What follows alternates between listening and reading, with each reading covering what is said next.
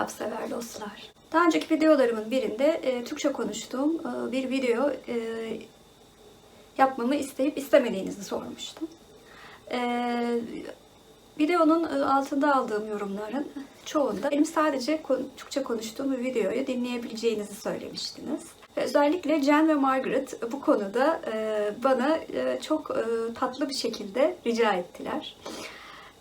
Ve ben de Türkçe klasik olan Çalı Kuşu'nun videosunu Türkçe yapmaya karar verdim. Umarım hoşunuza gider.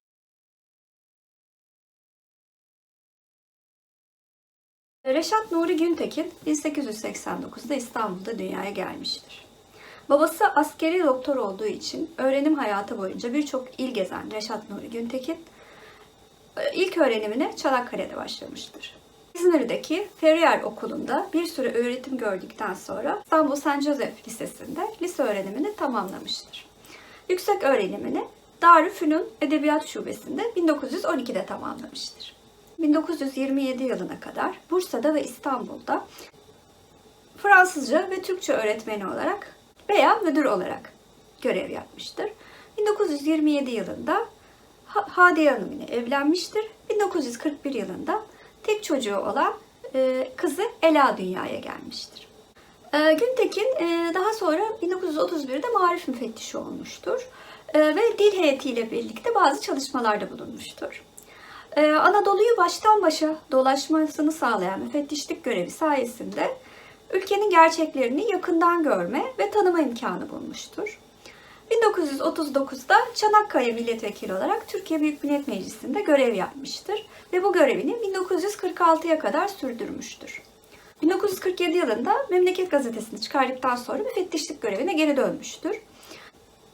Ve 1950'de UNESCO'nun Türkiye temsilcisi olarak Paris'e gitmiştir. Paris'te kültür ateşeliği yaptıktan sonra 1954'te yaşından dolayı bu görevinden ayrılmak zorunda kalmıştır. Emekliliğinden sonra bir süre İstanbul Şehir Tiyatrosu'nda edebi heyet üyeliği yapmıştır. Güntekin'e akciğer kanseri teşhisi konulduktan sonra Londra'ya gitmiş ve orada 7 Aralık 1956'da hayatını kaybetmiştir. İlk gençlik yıllarında yazdığı ve imzasız yayımladığı birkaç şiir denemesinden sonra Reşat Nuri genç kalemlerdeki ilk makalesiyle 1911'de edebiyat dünyasına girmiştir. İlk uzun hikayesi 1917 yılında yazmış olduğu Eski Ahbap'tır. İlk sahne eseri 1920 yılında yazdığı Hançer olmuştur. Reşat Nuri Güntekin, Çalı Kuşu adlı romanının 1922'de Vakit Gazetesi'nde tefrika edilmesiyle şöhrete kavuşmuştur. Genelde klasik roman yapısı içinde kalmıştır ve romanlarının hemen hemen tamamını bir karakterin ağzından vermiştir. Başta Çalı Kuşu olmak üzere romanlarının çoğunun Türk okuyucusu tarafından hemen hemen her dönemde okunması ve sevilmesi bunların sevgi, merhamet ve şefkat duygularıyla işlenmiş olmasından kaynaklanmaktadır. Roman kahramanları arasında öğretmenler, memurlar, doktorlar ve subayların çok ayrı bir yeri vardır. Özellikle cehalete karşı öğretmenlerin, hastalıklara karşı da doktorların verdiği mücadelenin Reşat Nuri'nin romanlarında ve tiyatro oyunlarında yüceltilmiş olduğu görülmektedir. Fransızcadan yapmış olduğu çoğu edebiyat dışı 9 tercüme eseri bulunmaktadır. Romanları İngilizce, Bulgarca, Rusça ve Sırpça'ya çevrilmiştir. Çalı Kuşu dışında Dudaktan Kalbe, Yaprak Dökümü, Acımak, Bir Kadın Düşmanı, Yeşil Gece yazarın en sevilen romanları arasında yer almaktadır.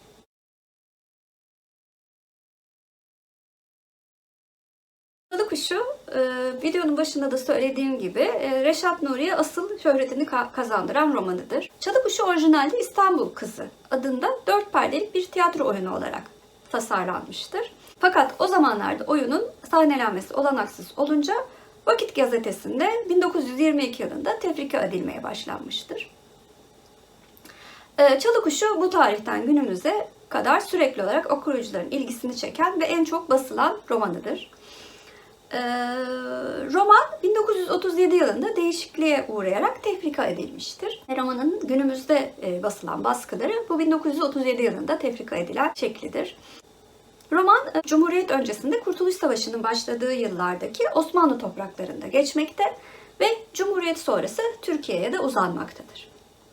İstanbul, Tekirdağ, Çanakkale, Bursa Zeyniler, İzmir, Kuşadası ve ismi verilmeyen diğer birkaç Anadolu köylerinde geçer. Kitabın ana karakteri Feride'dir.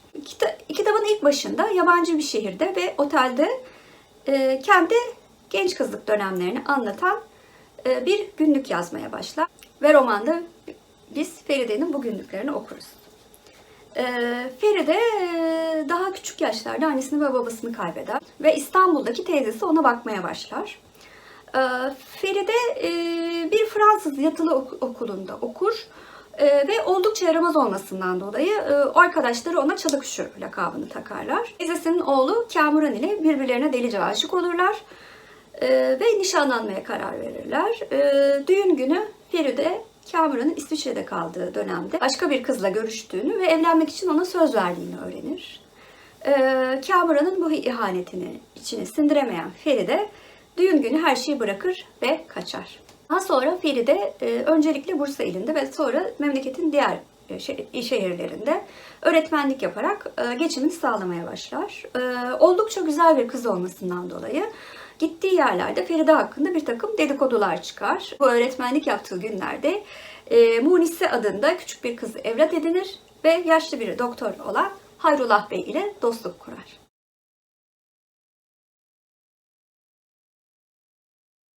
Roman uzunca bir roman ve pek çok şehirde geçmesi nedeniyle pek çok karaktere sahiptir. Ana karakterimiz tabii ki Feride'dir. Feride cana yakın ve yaramaz bir kızdır. O yüzden zaten daha önce de belirttiğim gibi kendisine Çalıkuşu adı takılmıştır. Sonra öğretmenlik yıllarında inatçı ve idealist bir öğretmen olur. Ancak zaman zaman şakalar yapmayı sever ve de güler yüzlülüğüyle dikkat çeker. Evlat edindiği Munise'yi çok sever, özen gösterir ve tahammüllü bir annedir. Ela gözlü, çok güzel, pembe yanaklı ve akçapakça bir kadındır. Feride'nin aşık olduğu Kamuran ise teyzesinin oğludur. Ağırbaşlı, hassas yapıda bir gençtir. Kibar, titiz davranışları vardır. Sarışın tenli, kıvırcık saçlı ve gözlü ve yakışıklı olarak tasvir edilmektedir. Munise küçük yaşta annesi ve babası birbirinden ayrılmış ve mutsuz bir yaşam sürmektedir. Feride tarafından evlat edinilir ve kendisi haşarı ancak son derece akıllı bir çocuktur. Beyaz tenli ve melek gibi olarak tanımlanmaktadır. Hayrullah Bey iyi kalpli, babacan tavırlı ve yaşlıca bir doktordur. Başkalarının yardımına koşmaktan müthiş zevk alır ve zorluklara rağmen insanların hayatını kurtarmak için görevini en iyi şekilde yapan bir karakterdir.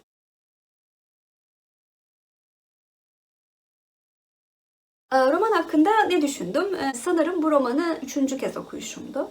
İlk kez ortaokul yıllarında, daha sonra ise liseyi bitirdikten az sonra okumuştum.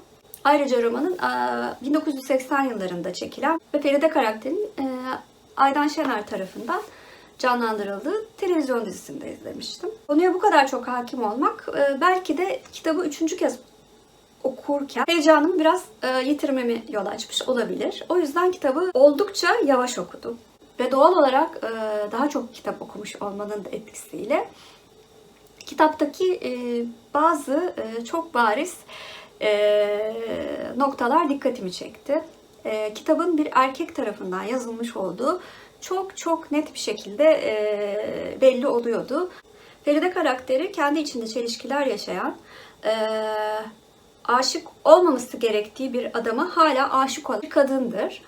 Ancak bu duygusal anlamdaki kompleks yapıyı çok iyi veremediğini düşündüm. Çünkü hepinizin de bildiği gibi erkekler kadınların ne kadar karmaşık bir ruh yapısına sahip olursa olsun aslında kendi duygularına çok hakim olduğunu bir şekilde anlayamıyorlar. Ve bunu Reşat Nuri Güntekin'de de gördüm. Burada erkekleri suçlamak gibi bir niyetim yok. Çünkü biz de erkeklerin bazı şeyleri niye yaptığını anlayamıyoruz. Ayrıca Reşat Nuri, Hayrullah Bey karakterinde çok sevilen ve çok takdir edilen, ayrıca oldukça da inandırıcı bir karakter yarattığını düşünüyorum. Kamuran karakteri hakkında çok konuşmak istemiyorum. Tıpkı favori romanım Jane Eyre'de olduğu gibi sadece Feride'nin mutlu olması için Kamuran karakterinin tahammül edebildim. Benim için aşk değil, Feride'nin yaşamış olduğu olaylar, öğretmenlik macerası, Anadolu'nun o zamanki durumları ve bir kadın olmanın ne kadar zor olduğu konusundaki yaşadıkları çok daha fazla etkiledi bu romanda. Roman daha kısa olabilir miydi? Evet, olabilirdi. Ancak şöyle de bir gerçek var. Tefrika edilen bütün romanlar, mesela Charles Dickens romanları bence gereğinden fazla uzun ve bu kitapta gereğinden fazla uzundu. Belki o kadar uzun sürede okumamın bir sebebi de bu oldu. Tahmin ediyorum ki 1937 yılındaki basımından okumuş olmamız sebebiyle Türkçesi çok kolay bir eserdi. Ancak tabii ki bazı eski moda değer yargıları da kitapta mevcuttu. Onları göz ardı etmeye çalıştım. Aynı şeyi bir Agatha Christie veya bir Wilkie Collins romanında da yapıyorum ve bu romanlarda bunun beni etkilememesine çalışıyorum. Yani Reşat Nuri'yi bu konuda ben bir şey diyemem. Çünkü kendi dönemine kıyasla da son derece modern görüşlü bir insan olduğu belli.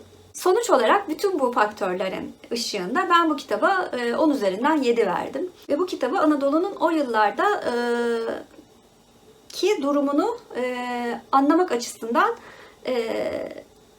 okunması gereken bir kitap olduğunu düşünüyorum. Bu yüzden yurt dışından olan sevgili arkadaşlarıma da tavsiye ediyorum. Ben 3. kez okuduğum için belki bu kadar zorlandım. Siz ilk kez okuduğunuzda bunu hissetmeyeceksiniz bile. Kitabın 2013 yılında televizyon dizisi olarak yapılmış bir adaptasyonu bulunmaktadır. Ancak bu televizyon dizisi uzun soluklu olarak düşünüldüğü için hikaye son derece yayılmış durumdadır. Ve ilk sezon Feride Anadolu'ya çıkmadan biter. İzlenme oranlarının düşük olması sebebiyle dizi ilk sezonda bitirilmek zorunda kalmıştır. Ve açıkçası kitabı tam olarak yansıtmadığını düşünüyorum. Ve o dizide Kamuran ve Feride aşkı çok daha inanılır bir aşk kitaptakine kıyasla. Farklı bir gözle kitapla bağımsız olarak değerlendirdiğimde güzel bir dizi. Tabii ki bir Türk dizisinin izlenmesini isterim. O yüzden izleyin. Bugünkü Turkish Love videomuz değişik bir şekilde yapıldı. Türkçe konuştum. O yüzden sadece şunu sormak istiyorum. Her ay yapabileceğimi düşünmüyorum ama 2 ayda bir ya da 3 ayda bir Turkish Love videomu Türkçe yapmamı ister misiniz? Ayrıca eğer kanalıma yeni gelen bir seyirciyseniz öncelikle hoş geldiniz. Videomu beğenir ve bana abone olursanız çok sevinirim. Görüşmek üzere.